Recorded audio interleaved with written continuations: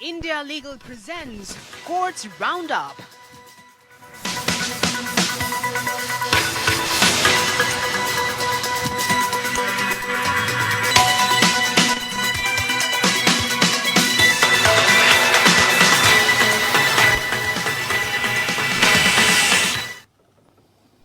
नमस्कार, आप देख रहे हैं हमारी खास पेशकश कोर्ट्स राउंडअप। मैं हूं आपके साथ अक्षय सिंह।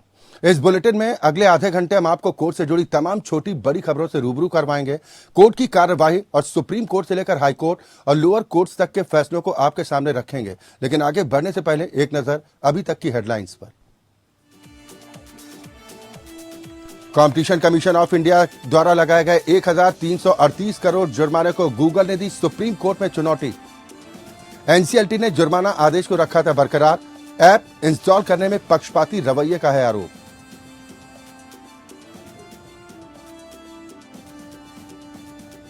अतीक अशरफ और असद हत्याकांड की जांच की मांग करते हुए अतीक की बहन आयशा ने सुप्रीम कोर्ट में दाखिल की याचिका। कहा, यूपी में अवैध गैर न्यायिक हत्याओं का चल रहा अभियान। सुप्रीम कोर्ट के पूर्व जज की अध्यक्षता में जांच आयोग बनाने की मांग।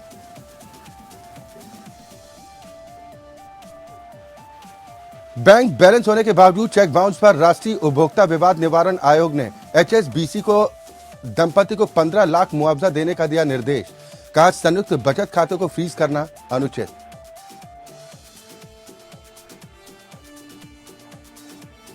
अनुशासनात्मक कार्रवाई के बाद छात्र की खुदकुशी मामले में कर्नाटक हाईकोर्ट ने स्कूलों को कड़ी सजा पर पुनर्विचार करने को कहा छड़ी उठाओ और बच्चे को सुधारो नीति अब छोड़नी चाहिए।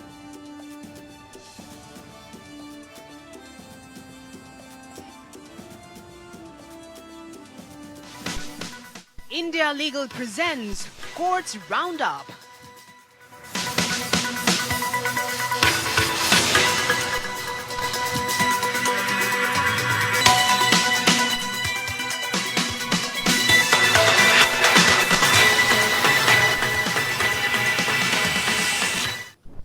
यहां कोर्ट्स राउंडअप पे सबसे पहले बात गूगल की। गूगल ने कंपटीशन कमीशन ऑफ इंडिया की ओर से लगाए गए 1338 करोड़ रुपए के जुर्मानों को अब सुप्रीम कोर्ट में चुनौती दी।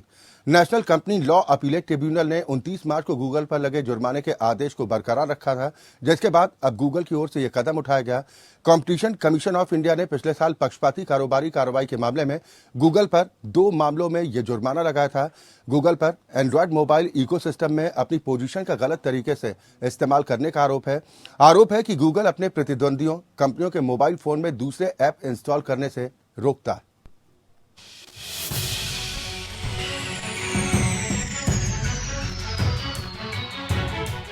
गूगल ने सुप्रीम कोर्ट में national Company Law Appellate tribunal या एनसीएलटी के एक आदेश को चुनौती दी है।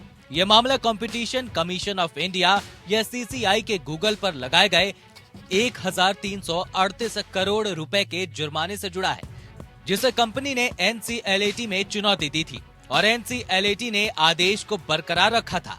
सीसीआई ने गूगल पर अपनी स्थिति का नाजायज फायदा उठाने को लेकर ये जुर्माना लगाया था। सीसीआई का कहना है कि गूगल एंड्रॉयड का इस्तेमाल करने वाले डिवाइस मेकर्स के साथ मोबाइल ऐप डिस्ट्रीब्यूशन एग्रीमेंट करते वक्त उन्हें दूसरे ऐप्स इंस्टॉल करने के लिए हतोत्साहित करता है, खास करके अपने प्रतिद्वंदी कंपनियों के। जुर्माने के अलावा सीसीआई ने गूगल को प्रतिस्पर्धा विरोधी कार्रवाई करने में भी निर्देश दिया और एक निर्धारित समय सीमा के भीतर अपने आचरण को संबोधित करने का भी निर्देश दिया। गूगल ने सीसीआई के आदेश को एनसीएलटी में चुनौती दी थी। उसका कहना है कि वो डिवाइस मेकर्स को दूसरे ऐप्स डालने से प्रतिबंधित नहीं करती है। सीसीआई का लगाया 1338 करोड़ रुपए का जुर्माना अनुचित है। हालांकि एनसीएलटी ने सीसीआई के आदेश को बरकरार रखा है। एनसीएलटी का कहना है कि सीसीआई का ऑर्डर न्याय के प्राकृतिक सिद्धांत का उल्लंघन नहीं करता है। अब गूगल ने एनसीएलटी के आदेश को सुप्रीम कोर्ट में चुनौती दी है। एनसीएलटी ने गूगल के खिलाफ जो 4 जनवरी को आदेश सुनाया था, उस पर 19 जनवरी में सुप्रीम कोर्ट ने स्टे लगाने से मना कर दिया है। साथ ही एनसीएलटी को निर्देश दिया था कि वो 31 मार्च तक गूगल की अपील पर निर्णय करे। सुप्रीम कोर्ट ने सीसीआई की उन 10 गाइडलाइंस पर भी रोक लगाने से इनकार कर दिया था, जो गूगल पर जुर्माना लगाते वक्त सीसीआई ने 20 अक्टूबर 2022 के आदेश में कही थी। ये गाइडलाइंस नॉन मॉनेटरी हैं या गैर वित्तीय हैं। बाद में सुप्रीम कोर्ट के दिशा निर्देश के मुताबिक एनसीएलएटी ने गूगल के मामले की सुनवाई फरवरी में शुरू की। इसमें गूगल ने कहा कि उसके मोबाइल एप्लीकेशन डिस्ट्रीब्यूशन एग्रीमेंट के मुताबिक एंड्रॉयड स्मार्टफोन्स पर पहले से उसकी एप्स को इंस्टॉल करना अनुचित नहीं है, क्योंकि वो दूसरे ऐप्स को इंस्टॉल करने से नहीं रोकता है। वहीं फोन में दूसरे ऐप्स के लिए पर्याप्त स्पेस रहता है।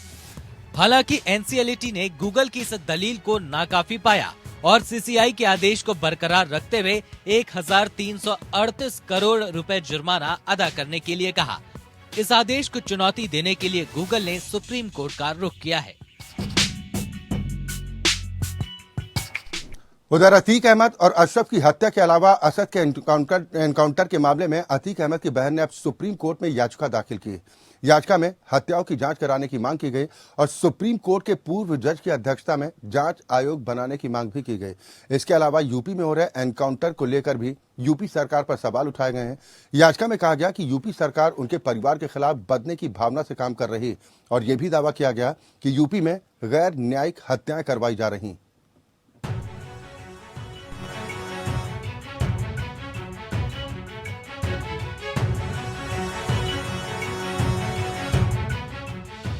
गैंगस्टर अतीक अहमद और उसके भाई अशरफ अहमद की हत्या की जांच के लिए अब उनकी बहन आयशा नूरी ने सुप्रीम कोर्ट का रुख किया है। सुप्रीम कोर्ट में दायर अपनी याचिका में अतीक के बेटे असद के एनकाउंटर को भी संदिग्ध बताया। आयशा ने अपनी याचिका में सुप्रीम कोर्ट के पूर्व जज की अध्यक्षता में जांच आयोग बनाने की मांग की है। अतीक की बहन का कहना है कि यूपी में सरकार की मदद से अवैध गैर न्यायिक हत्याओं का अभियान चल रहा है। उनका कहना है कि उनके परिवार के सदस्यों और अन्य व्यक्तियों की मौतें यूपी के एक शातिर, मनमाने और गैर कानूनी अभियान का हिस्सा हैं।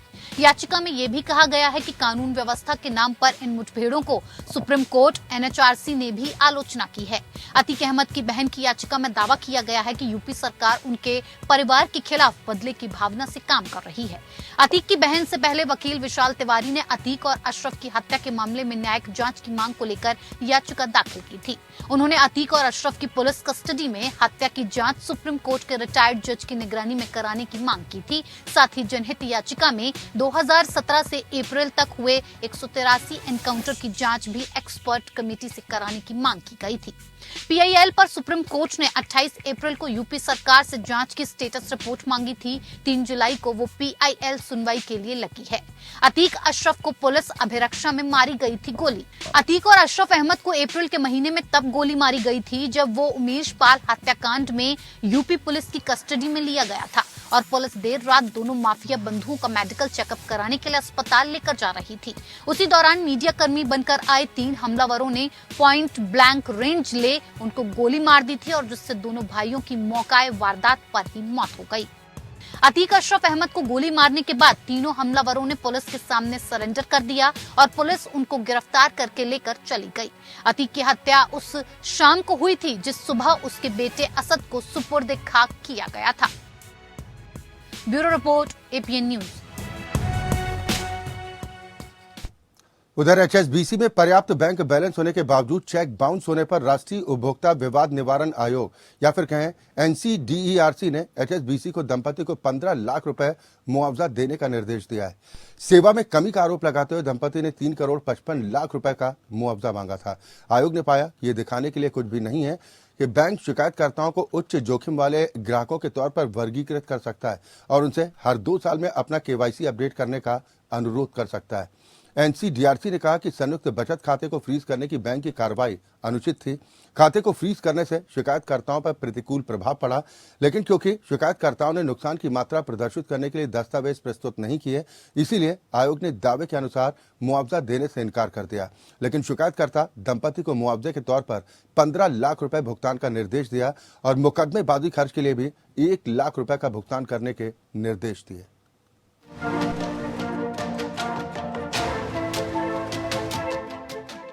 राष्ट्रीय उपभोक्ता विवाद निवारण आयोग या एनसीडीआरसी ने HSBC बैंक को एक व्यक्ति और उसकी पत्नी को उनके बैंक खाते में पर्याप्त शेष राशि होने के बावजूद उनके चेक बाउंस होने के बाद हुई मानसिक पीड़ा और उत्पीड़न के लिए 15 लाख का भुगतान करने का निर्देश दिया है।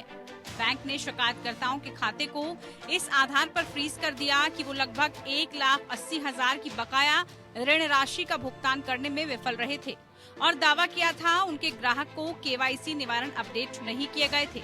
पीठासीन सदस्य डॉक्टर इंद्रजीत सिंह ने कहा कि ये दिखाने के लिए रिकॉर्ड पर कुछ भी नहीं है कि बैंक शिकायतकर्ताओं को उच्च जोखिम वाले ग्राहकों के रूप में वर्गीकृत कर सकता है और उनसे भारतीय रिजर्व बैंक दिशा निर्देशों के अनुसार हर 2 साल में अपने KYC को अपडेट करने का अनुरोध कर सकता है।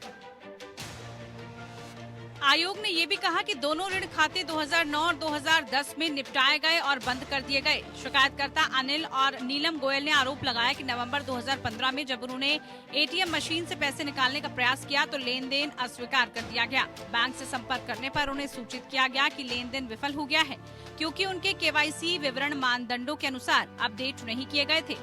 हालांकि उन्होंने मई 2015 में पहले ही KYC विवरण अपडेट कर दिया था। फिर भी वो ऐसा करने के लिए मुंबई में बैंक शाखा में गए। वहां उन्हें बताया गया कि बचत खाते से जुड़े लोन की राशि बकाया है। हालांकि ऋण राशि का निपटान पहले ही हो चुका था।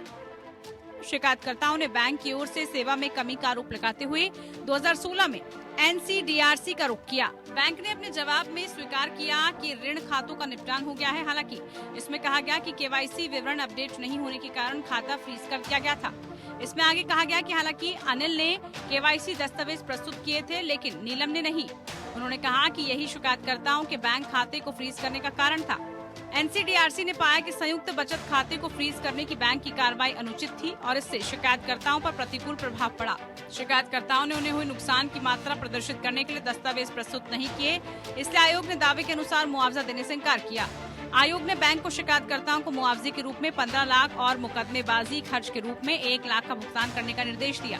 इसके अलावा इसने बैंक को शिकायतकर्ताओं के खाते को डीफ्रीज करने और निपटान किए गए ऋण खातों के लिए किसी भी अतिरिक्त राशि की मांग नहीं करने का निर्देश दिया। Bureau report APN news.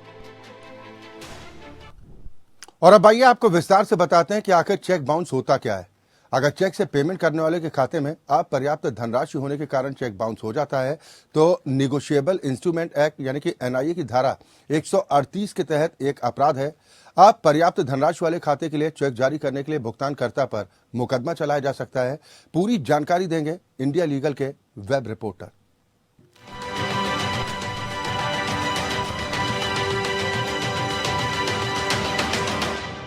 आपने अक्सर सुना होगा कि चेक बाउंस हो गया, लेकिन लीगल टर्म्स में इसे डिसऑनर ऑफ चेक कहते हैं। Section 138 of negotiable instruments act के अनुसार अगर कोई व्यक्ति चेक इशू करता है अपने अकाउंट से किसी और को पैसे देने के लिए और अगर वो चेक बैंक वापस लौटा देता है बिना पे करे इनसफिशिएंसी ऑफ फंड्स यानी कि खाते में धनराशि की कमी के कारण, तो जिसने चेक इशू किया है उसने अपराध किया है और इस अपराध के लिए उसे 2 साल तक की जेल या चेक की राशि का 2 गुना या दोनों से दंडित किया जा सकता है। ऑल्सो ये ऑफेंस नॉन कॉग्निजेबल है, यानी कि ऐसा ऑफेंस जहां पुलिस बिना अरेस्ट वारंट के अक्यूज्ड को गिरफ्तार नहीं कर सकती। सेक्शन 138 एप्लीकेबल होने के लिए इन कंडीशंस का होना जरूरी है। पहला, चेक इशू होने के 6 महीने तक या उसकी वैलिडिटी पीरियड के अंदर बैंक में प्रेजेंट होना चाहिए। दूसरा, जिस व्यक्ति को चेक इशू किया गया था वो व्यक्ति एक रिटन नोटिस दे पेमेंट डिमांड करते हुए उस व्यक्ति को जिसने चेक इशू किया है। याद रखें, जैसे ही बैंक से चेक बाउंस होने की इंफॉर्मेशन मिलती है उसके 30 दिन के अंदर ही आप ये नोटिस जारी कर दें। तीसरा, अगर ये नोटिस इशू होने के 15 दिन बाद भी उस व्यक्ति ने जिसे चेक इशू किया है वो पेमेंट नहीं करता तो उन्हें इस सेक्शन के अंडर अपराधी कहलाया जाएगा।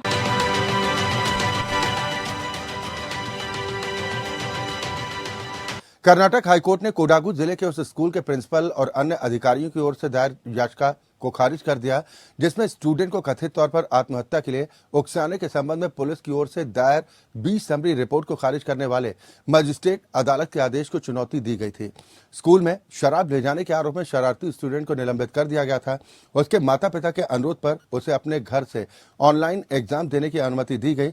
हालांकि आरोप है कि स्टूडेंट एग्जाम लिंक का इंतजार करता रहा लेकिन उसे लिंक नहीं मिला। शिकायत में कहा गया कि एग्जाम और आंसर शीट सबमिट करने का समय समाप्त होने के बाद उसने आत्महत्या कर ली। उन्होंने कहा कि इस प्रकार आत्महत्या के साथ निकटता है, इसलिए प्रथम दृष्टया आईपीसी की धारा 107 की सामग्री पूरी होती है, जो आईपीसी की धारा 305 के तहत अपराध बन जाएगी, चाहे वो उकसाना हो, और इसीलिए ये ट्रायल का मामला है। पीठ ने उन स्कूलों को भी सुझाव दिया जो कठोर अनुशासन लागू कर रहे हैं। कोर्ट ने कहा कि शैक्षणिक संस्थानों को बहुत कड़ी सजा देने से बचना चाहिए, इससे युवाओं के जीवन को बचाया जा सके। संस्थानों को यह समझना चाहिए कि सदियों पुराने सिद्धांत अब बदल गए हैं। छड़ी उठाओ और बच्चे को सुधारो, अब छड़ी उठाओ और बच्चे को बिगाड़ो में बदल चुका है। पीठ ने छात्र द्वारा दी गई लिखित माफी पर गौर किया। कोर्ट ने कहा कि बाद में माता पिता को स्कूल में बुलाया गया और कहा गया कि उसकी काउंसलिंग की गई। लड़के के मौत के 3 दिन बाद बने काउंसलर की रिपोर्ट का हवाला देते हुए पीठ ने कहा, यह काफी दुर्भाग्यपूर्ण है कि लड़के की मौत के बाद स्कूल ने लड़के की मौत का इस्तेमाल रिपोर्ट तैयार करने के लिए किया, जिसमें लड़के पर दोष मढ़ने के लिए उसे इतनी खराब छवि में दिखाया गया। बी रिपोर्ट को खारिज करने वाले मजिस्ट्रेट अदालत के आदेश को बरकरार रखते हुए अदालत की ओर से कहा गया, कोर्ट ने याचिका को खारिज कर दिया।